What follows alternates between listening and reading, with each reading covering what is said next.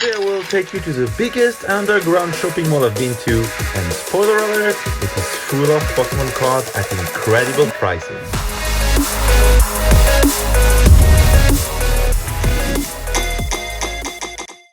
Hi guys, welcome back to the channel.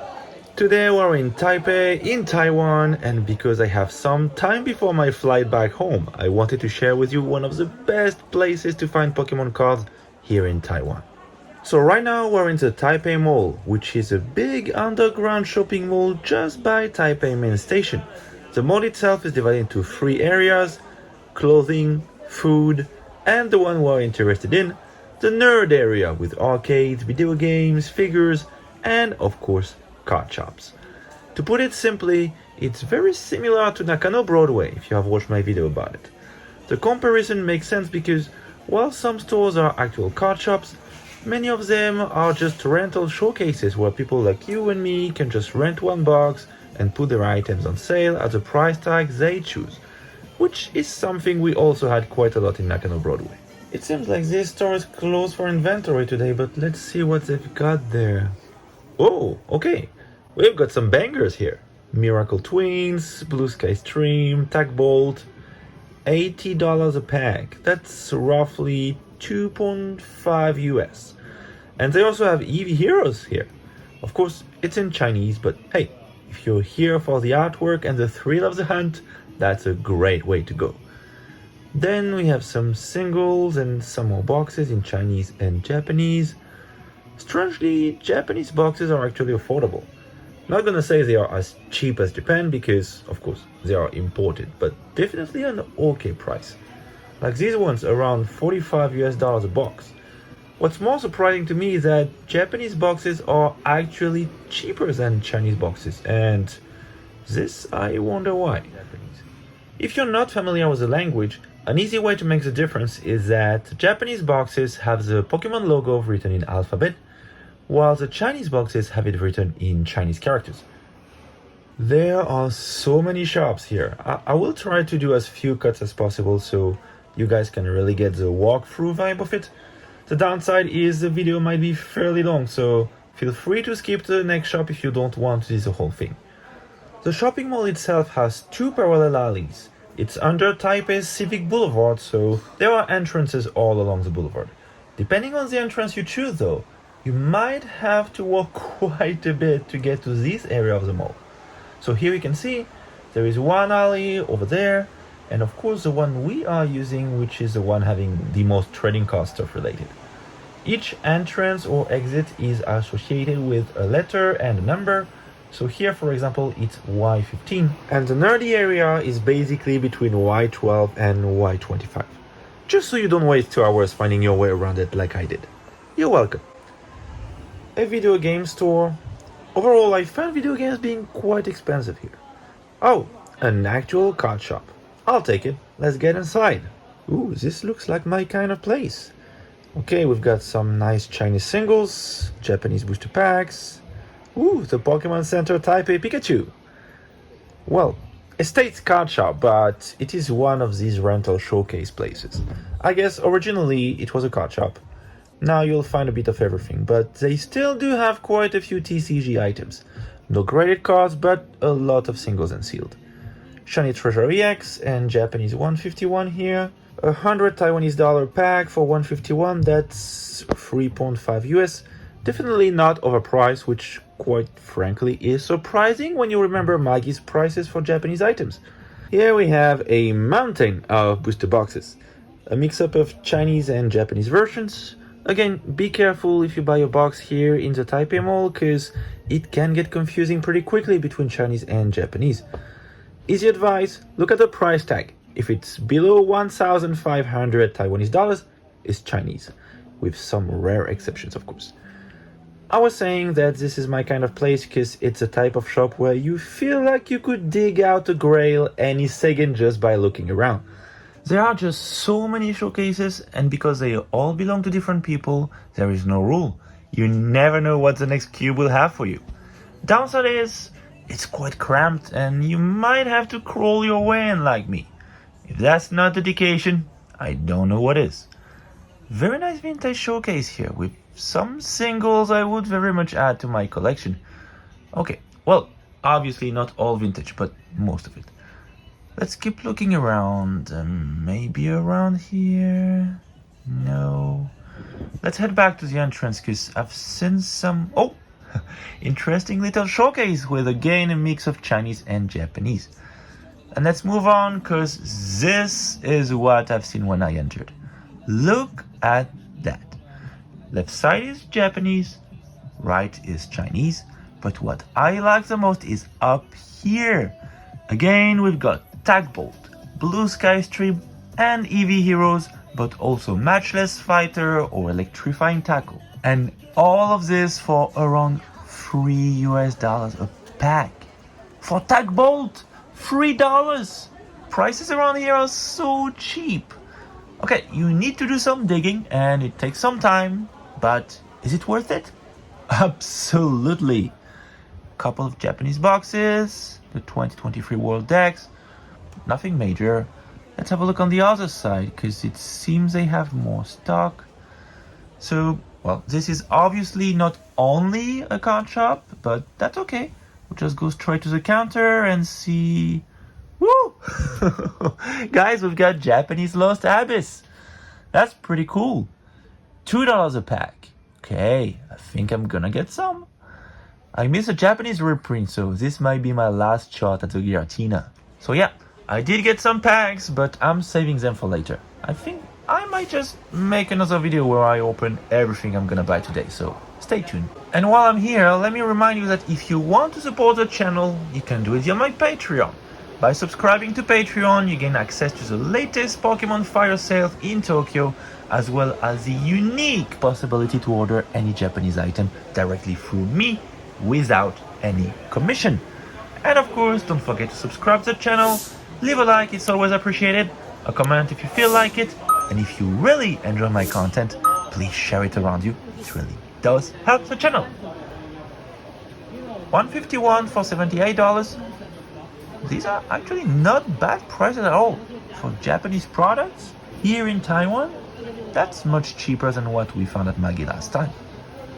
Down here we've got a Chinese shelf with VMAX Climax, Shiny Treasure EX, and many more. Oh, even some Sun and Moon sets. Pretty cool. Let's have a look inside and see if they have some more. With these stores you never know because it really depends on who ran the cubes. The outside showcase doesn't always reflect what you actually have on the inside. So let's just keep our eyes open for anything Pokemon. We've got figures, some Yu-Gi-Oh! And oh, here we are. So we've got $151 for $3.2 a pack. Not that bad. I think that's slightly better than the one we've seen earlier. We also have Lost Abyss again, this time for 90 Taiwanese dollars a pack. That's 10 more than what I got them for in the other store, so glad I got them there. Some more Sun and Moon, but I don't know what set that is. And down here we've got some more Eevee Heroes, 150 Taiwanese dollars a pack. Not bad, that's roughly 4.7 US, but still more expensive than the 120 we've seen earlier. Oh, we've got some graded card there. Oh, I see. I should have been more specific and say we've got some waifus graded cards. All in Japanese, pretty cool collection, but very much overpriced. 624 US for an Erica SAR. Even in PSA 10, that hurts. Some more right here. Some singles, 151 Cyber Judge, all in Japanese. We also have some Chinese down here. Price difference for singles between Chinese and Japanese is really insane. Not a bad place at all, but let's keep digging. This mall is so huge. I'm sure we can find better. And as a matter of fact, we did find better, but it was quite a walk to get there, so I wanted to spare you the 3 minutes it took to get here. This store is called Duelist Kingdom, and it's actually one of the very few I actually heard about before coming here, so I'm very excited about it, and I can see that I wasn't wrong. Look at these ETBs. Celebrations. Chilling Reign. 45 US for Chilling Reign and 63 for Celebrations. I'm not an English specialist, you know, but these prices don't look bad at all. Correct me if I'm wrong. The Chinese Charizard box, which we've already seen in the Pokemon Center, Summer Celebration, the Mew UPC. Prices for Japanese booster boxes seem to be slightly higher than what we've seen in previous stores, but English seems to be on point. Let's see what else they have. Nothing here. Nothing here either. Whoa, now we're talking. Look at these teens and collection boxes. Again, I'm not as familiar as you guys can be with English items, but I'm pretty sure that Chilling Reign and Lost Origin 2-pack blisters aren't something you see every day on shelf. I can't really tell you what packs are in these tins, but it's pretty cool to see this variety of items in one place. Very nice Chinese promo cards here. Look at all these build and battle. Some more ETBs, and they even have some Sword and Shield build and battle. Brilliant Stars, Lost Origin, Astral Radiance. Pretty cool. I've never opened any of these sets, so I might get something here. Pokeball tins. This I want. You guys have no idea how long I've been looking for one for my daughter. In Japan they are so hard to find, and when you find them they are like, what, 3 times the price, but I think this is a great item for kids because the tin itself is really cool. The Squirrel and Bulbasaur. Well, you guys finally got them in English, but it's always interesting to see what cards get chosen to become promos in one country or another. Nice Lost Origin and Crown Zenith collection boxes. 100 US for the Crown Zenith seems a bit high for me, but I might be wrong. Man, this place is so full of stuff. Let's give another look at the counter. Here we've got some loose packs, only Japanese and Chinese, no English, but hey, that's okay. After all, we're in Taiwan, right? Oh guys, look at this box behind the counter. A Pikachu and Z-Chrome GS collection box. Isn't it one of the coolest collection boxes ever made? And it has Chilling Reign and Evolving Skies in it on top of that. For 110 US a box. Sounds like a better deal than the Crown Zenith box. Am I right? Let's keep hunting and see if we can find any better. Maybe here. This store seems more focused on singles and graded cards. Okay, why not? We didn't hit any good deals on singles and slabs so far today. Let's give it a try. We've got a lot of vintage on display. Pikachu, Charizard, all in Japanese, which is a good sign if that's what you're looking for. Price-wise, for the base set Charizard, for example, were anywhere between 150 to 400 US. I guess the condition was very different for these two cards. 70 US for the base set Mewtwo, so yes, we can find it cheaper in Japan, but again, if it is in good condition, Japan isn't that much cheaper really. A Charizard UPC, nice. 160 US though sounds a bit expensive. Okay, what else do we have here? Shiny Treasure, EX packs. Oof, 11 US a pack. Wow, okay, let's just forget about it. Here we've got a lot of ARs, a mix of Japanese and Chinese. Oh, a nice Mimikyu card in English. I love the Japanese version of this card. I've been trying to get it for a while actually. Next we have some slabs, Japanese, English and Chinese in this order. Nice Evolution Charizard by the way. And just here we've got Master Ball Holos in Japanese and Chinese. Because yes, if you were ignorant like I was, Chinese 151 also has a Master Ball Holos. And I have to admit, I was shocked when I found out. I don't even know why, but maybe the way everybody was overbuying Japanese 151 because of the Master Ball Holos. I didn't even think, to me it was obvious this was a Japanese exclusive thing. But no, as it turns out, it's not. They really do have some nice vintage cards though here. Not the kind of cards you see everywhere if you're familiar with card shops, especially abroad. Not so many of them are focusing on Japanese vintage. Let's see what else they have. Okay, some full art and illustration rares. Price-wise, we're more or less equivalent with Japan here at around 1.5 to US a card. Here we have what seems to be a Chinese card showcase. A bit of everything, simple rares and double rares, but also SAR like the shiny God of War here. They have more showcases, but mostly filled up with common and uncommon, so nothing really worth our time here. Kind of feel like their best items were the ones displayed outside. That's a strange choice.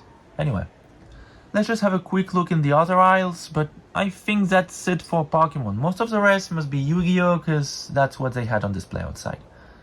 The last interesting thing I found here are these mystery packs. I don't really know how many cards are in there, a bunch obviously, and they are probably only bulk, but you always get 2 or 3 illustration rares and they are seriously dirt cheap. I mean like $5 for the whole stack. Never seen cheaper mystery packs. So, as you can see, cool store if you're after singles. Some items definitely worth your time. I still think Duelist Kingdom was a highlight of the day though. We'll head back there and see what I can pick up. Thank you for following me today. I'll see you again next week. Bye!